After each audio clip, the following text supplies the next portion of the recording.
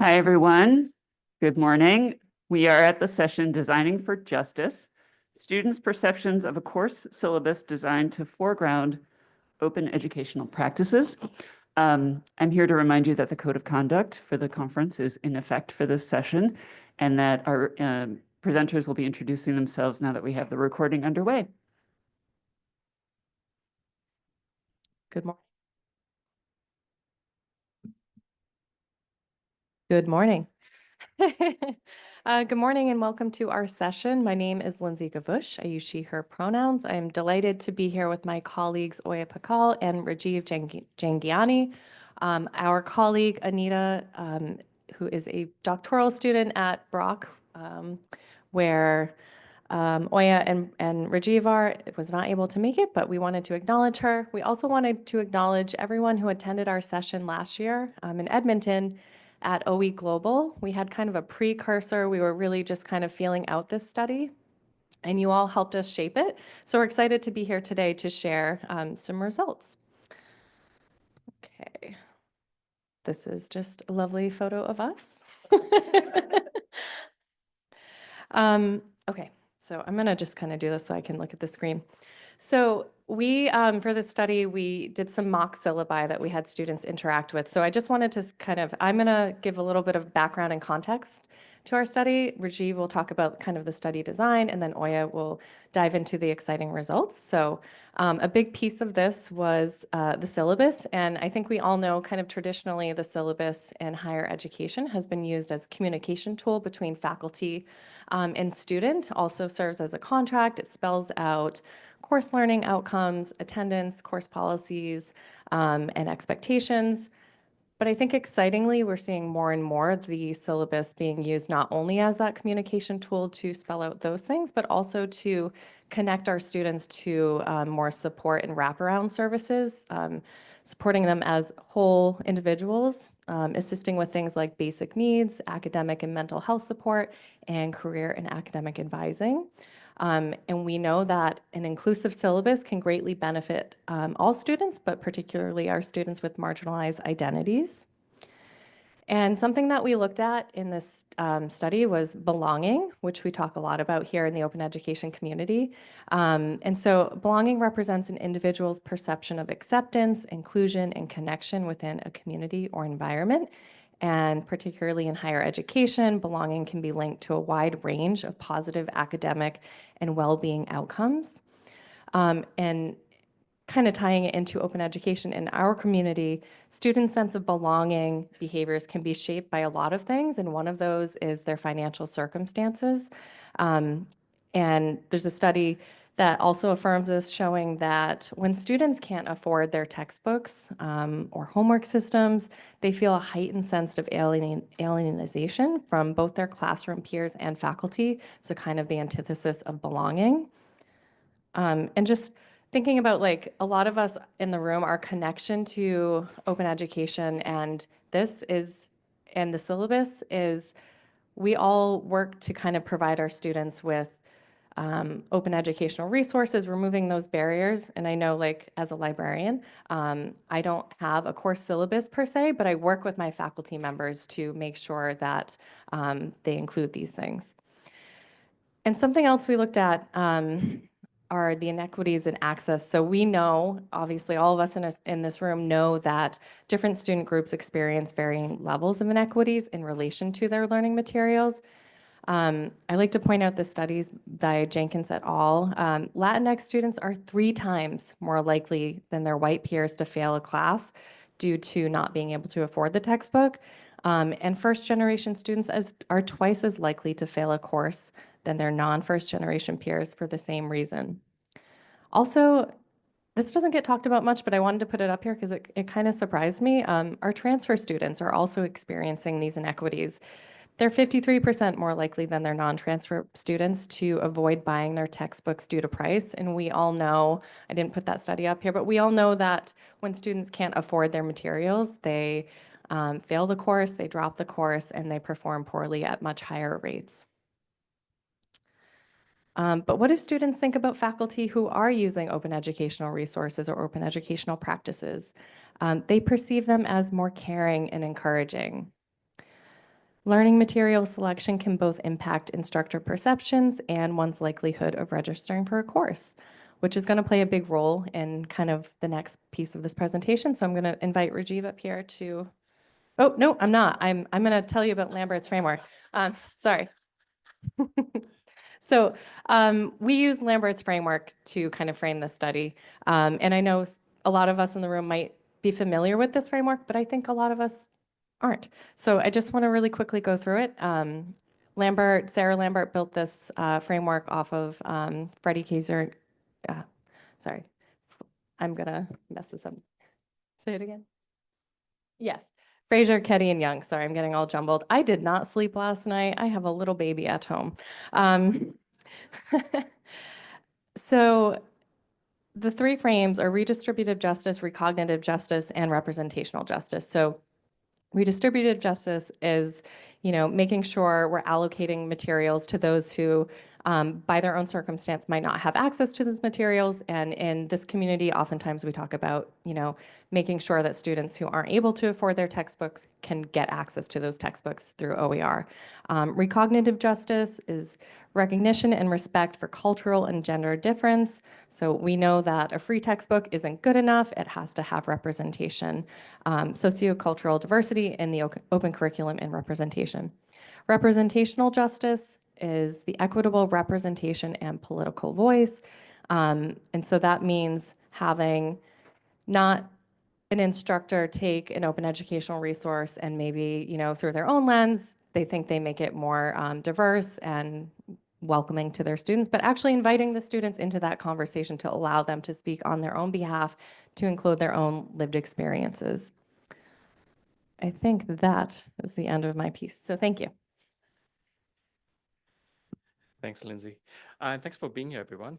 So as you can see, the main aim of the study was to really identify the effects of adjusting justice frames across those three levels of justice, social justice, as well as looking at the impact of varying open educational practices on undergraduate students' sense of belonging, on their motivation to learn, and on the evaluations of the instructor.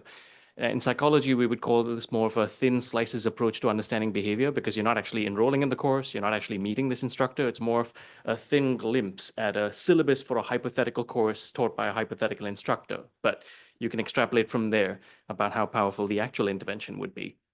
So the participants, we had more than 200, but by the time you account for those who withdraw or who didn't complete, we had 191 undergraduate students enrolled in introductory social science course. They were recruited through Brock University's online research participation system. This is fairly standard in departments like psychology to encourage participation in research. Students would receive 1 course credit. You can think about this as 1 percentage point in the course in exchange for their participation. And you can see the mean age, 20 or so, with standard deviation of 3.72. Nearly 3/4 of them self-identify as heterosexual, nearly a quarter as a visible minority, 14% reporting having a disability, noting that 6% preferred not to answer that question. And of course, the overwhelming majority were born in Canada. Of course, Brock University is located in the Niagara region of Ontario, Canada. In terms of the procedure, we talked about how we recruited participants through the online research participation system, but the study itself was run online using the Qualtrics survey platform. And again, for the empiricists in the room, you'll understand this as a within subjects design. So you're really taking all 4 versions of the syllabus that we created and exposed all participants to every one of them in an additive fashion. So they start with the sort of the baseline condition, and they all get exposed one after the other through the 3 other conditions. So what we're really varying or systematically manipulating is that justice frame. So the baseline condition, the control condition, if you will, was really the incumbent introductory psychology syllabus that's typically used at Brock University, or a version of it anyway. So we added to that the high redistributive justice condition. You can think of that as condition 2, where we're really accentuating the redistributive justice components that Lindsey alluded to from Lambert's framework. Building from there, we go on to high redistributive, but also now high recognitive justice. So we're always adding one piece. We're never subtracting over here. And then finally, the 4th condition has high levels of all redistributive, recognitive, and representational justice. And in a minute, I'll give you a sense of what that actually looks like in a course syllabus, which was fun and partly where we got the input from OE Global's workshop. Beyond what we're systematically varying, which is the cause, and before we talk about the effect and what we're looking at the impact on, there's also variables within the participants that we're measuring to look to see if it makes a difference along the way, and particularly looking at the number of marginalized identities, looking at things like whether participants report having a gender other than male or female, sexual orientation other than heterosexual, whether they identify as BIPOC, as Indigenous, visible minority, or indeed having a disability as well. And then finally, what we're looking at the effect on, again, Lindsey alluded to this, we were looking at the intent to register in this hypothetical course, which is a fun variable. We're looking at sense of belonging, adapting from an existing validated instrument, the University Belongingness Questionnaire, specifically looking at two subscales over there, as you can see, one related to school support and the other one faculty and staff relations. And finally, following from Amy Nussbaum and Carrie Cutler's work in 2020, we're looking at instructor and course evaluations by giving participants a variety of descriptors. And you can see some of them at the bottom: caring, approachable, knowledgeable, and so on, and looking to see whether participants perceive that the hypothetical instructor appears to align with any of those. So my last slide over here, but this is the one with a lot of detail. So I'll take you through it row by row, starting with the baseline condition. So we're looking at course materials, course assignments, course policies as three major domains of things that we're varying systematically. So again, the incumbent baseline, very traditional course. They have a commercial textbook, they have an access code, they have a traditional research project in addition to the typical examination that you would expect. They also have very traditional, if fairly strict, course policies that are sometimes in place at that level. So zero tolerance for attendance, assignment submission, they require a laptop, all of that. Going to redistributive justice, of course, we're trying to displace the cost of commercial textbooks. This is about allocating resources to those who by circumstance have less. The traditional assignment is replaced with a renewable assignment, in this case, a Wikipedia assignment. And of course, now the course policies start to emphasize things that speak to redistributive justice. Everything from laptop learner programs to print copies of the open textbook that are available in the library, for example. Going further, redistributive and recognitive, now we're localizing the open textbook in a way that really takes advantage of those permissions to adapt and contextualize. The Wikipedia assignment focuses specifically, it's not just a general add to psychology Wikipedia articles. It's focused on marginalized group representation. For example, let's say BIPOC psychologists, scholars, and articles about them. Emphasis on inclusive environment, clearer guidelines for participation and respectful dialogue. Again, really focused on the inclusion piece over here beyond resources. And then finally, when we also add representational justice, now we're really inviting students to co-create the learning process. This is that democratization and representation that comes along over here. So co-authored by students with the open textbook, the Wikipedia assignment focuses specifically on epistemologies and perspectives that have been excluded, inviting students to draw on their own experiences as well. And again, the course policies align in that direction as well. So you can see how we've sort of built on it, emphasizing it more and more and more. Oya to the results. All right, so what did we find? For all of our analyses, we conducted a repeated measures ANOVA with the marginalized identities as a between subjects factor. And overall, we found that with increased social justice framing in the syllabi led to a higher intent to register for the hypothetical course, a higher student sense of belonging, and students also rated their instructors more positively with greater social justice content as they got added. Now, more specifically, so we can see that the mean intent to register scores are increasing linearly, but we found a statistically significant increase between the baseline syllabus, where all the justice frames were kept low, so a commercial textbook, traditional course assignments, zero tolerance, to the recognitive and redistributive justice condition. So moving from the commercial textbook to a Canadian OER textbook, because the context was Canadian. Moving from a traditional project to a renewable assignment that focused on marginalized group representation, and an emphasis on inclusive environment made a significant difference in students' intent to register for the hypothetical course. In terms of sense of belonging, we saw significant improvements in perceived school support in the baseline, moving from the baseline syllabus and adding the redistributive justice condition. So moving from, again, a commercial textbook to an OER textbook, and a traditional assignment to a Wikipedia assignment. And in terms of course policies, an emphasis on accommodation and laptop loaner program. So these types of additions made a significant difference for students for sense of belonging. For instructor evaluations, again, we can see that the mean instructor evaluations are linearly increasing, but we found notable increases between the baseline, redistributive, and then redistributive and recognitive condition. We did not find a specific effect for moving from the third condition to the fourth condition. Perhaps our measures were not sensitive enough that the students did not notice a difference. But yeah, we saw a significant difference moving from the baseline, adding in the redistributive justice piece and the recognitive justice piece. So overall, what does this mean? It means that social justice framing matters, even in a hypothetical course syllabi. This resulted in an increase in intent to register, enhanced sense of school support and acceptance, improved instructor evaluations. All of these findings were consistent across the diverse identities. So positive effects were consistent for all students. We did not find an interaction effect for the marginalized identities. And this just means that emphasizing an inclusive syllabi that addresses different elements of social justice really matters, and it boosts engagement and belonging in students. Obviously, further research is needed on the long-term impacts of this and the specific elements of social justice. And our study was just like a starting point. Stay tuned for the manuscript. That is very close.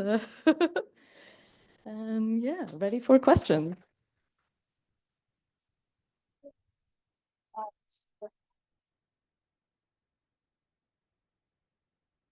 I wonder if you want to say anything about that last point that you just made. I'm thinking about the work out of Georgia, like Eddie's work where they showed positive effects for everybody, but kind of like that 1/3 more bump for historically underserved populations.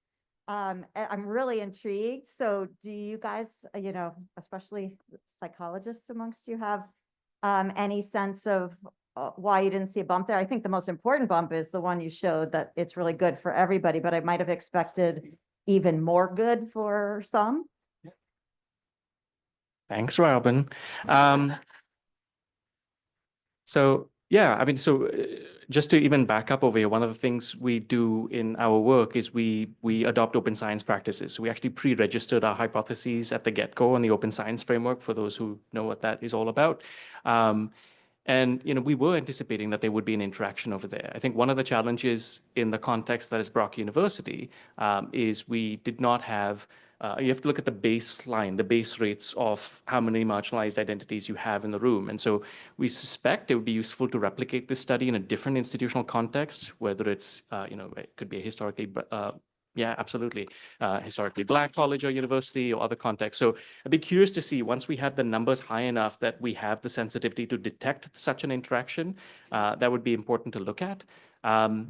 But yeah, I mean, I think, it's certainly not doing any harm at the very least. And for us, it's quite fascinating to see that even if you're not, let's say, self-identifying as a visible minority, that this is actually still having an effect. It's not having a reactance effect, which was, I suppose, the other worry as well in some contexts, that it's not impacting you negatively, that you're being turned off from the course with these kinds of frames as well.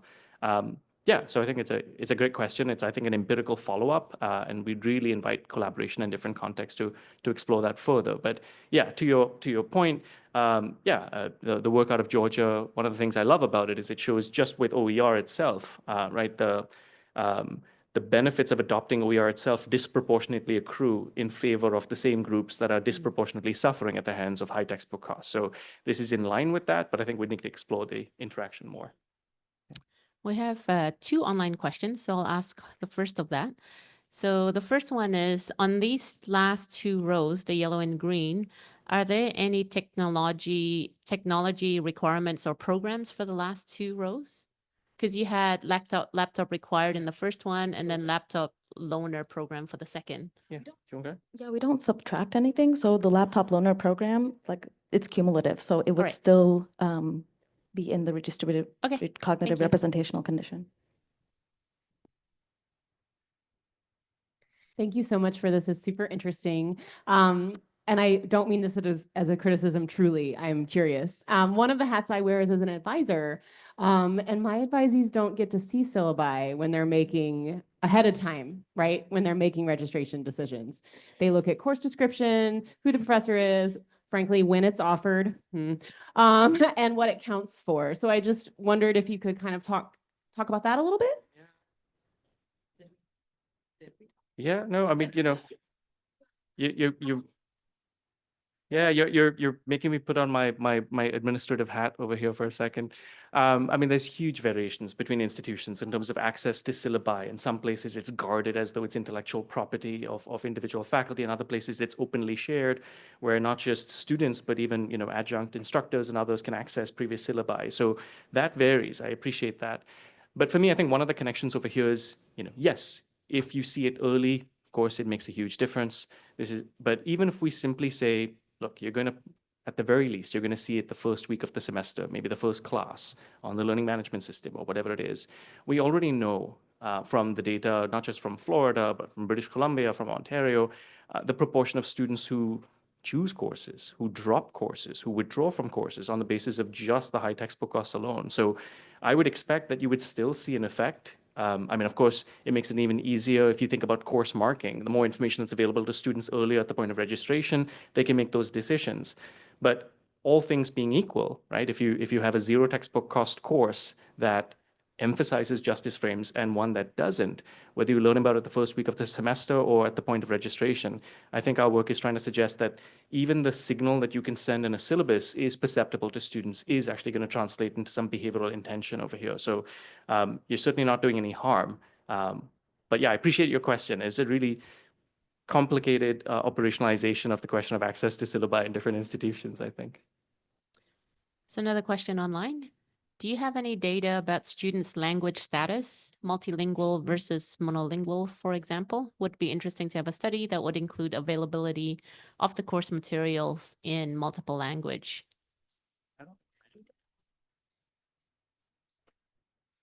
We did ask if English is their first, like their most spoken language, but yeah, that's a good idea. We didn't talk about translation of the syllabi. Yeah. We also have some open-ended questions that we're still in the process of analyzing, so that might give us more insights. So we did ask them in an open-ended way, so why did you select this intent to register? And then they wrote responses. So we're in the process of analyzing the qualitative data. This is just the quantitative data, so that might give us more insights. Hello, good morning. This is really interesting. Thank you. I was curious a couple things. One, it would be great if somewhere there's links to the examples of the 4 different syllabi so that those of us working on our syllabi can look at what that means to do those things differently. My school has embraced a lot of conversations about accommodation and some of the things in the second and third row there.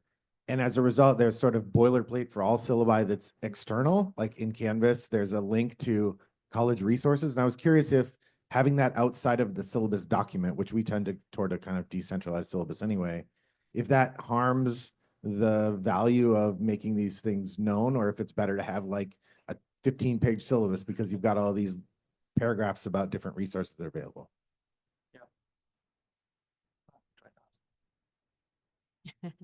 Yeah, I love your question. I mean, we can definitely think about part of the open science piece is, of course, sharing open materials to enable other researchers to replicate and build on your work, right? So that's a straightforward follow-up for us. But I think, yeah, you're pointing to an interesting tension over here. I mean, I even think about this in terms of open pedagogy, right? Right now, we see the impact it has on students just in terms of, I have something meaningful. I can see I'm doing something bigger than myself. I'm taking the pride and energy and creativity. But if you imagine a world where open pedagogy is the default, where it's less of a contrast with what they're experiencing everywhere else, will that actually have a little bit less of an effect? Because it's the same as, I mean, it's not a bad situation that everything is better. But, you know, I do wonder about 2 things, you know, the question of the length and whether they, you know, if it's that long, like the terms and conditions of Apple or something, that, you know, they're not really going to pick up on anything over here. But if it's a meaningful signal to students, and particularly, I mean, even if it's not in the syllabus, I would say, one would usually extrapolate from here that if you actually have an instructor who is demonstrating this approach in more ways than just the syllabus when they begin teaching, that this is going to carry forward in a more powerful way. So this is a fairly relatively weak manipulation. If you're looking at an intervention, the actual intervention is the caring instructor, right? Nothing is going to come close to that. So I think I take your point absolutely, but I think, you know, whether or not they pick up on the syllabus, whether or not they read it, if the instructor is actually embracing this, that's going to have a much bigger effect than what we're seeing over here, is what I suspect. It's a question all the way from Australia. Hey. Woo! Woo, shout out to the Aussie. The question is, were there any other pedagogical techniques introduced during the subsequent stages? So for example, UDL naturally lends itself to latter stages. And might that have an impact on the results? Yeah, I think it's a good question. Is that Ash? Hello, Ash. Anyway, it's interesting because what we were trying to focus on, I think, in the syllabi were really information that typically instructors, there we go, would that would expect that students would expect to see in a syllabus, right? So, of course, when it comes to UDL, particularly at Brock, it's a big conversation right now with all of the investments we're doing, but I think there is an interesting point even at the beginning where we're talking about the instructor reflecting on their identity and positionality, and that might convey some of that indirectly. But no, I don't think we specifically went into the direction of, this course is embracing UDL in that way. Not sure that would be meaningful to students, but certainly emphasizing what the instructor is trying to achieve in a way that students could perceive. But yeah, I take your point. I think that's exactly the right line of thinking over here, but how can we communicate that to students beyond the question of accommodation again, which is that sort of reactive piece, but the proactive inclusion? So we are at time. I'd like to thank our presenters. We can give a round of applause.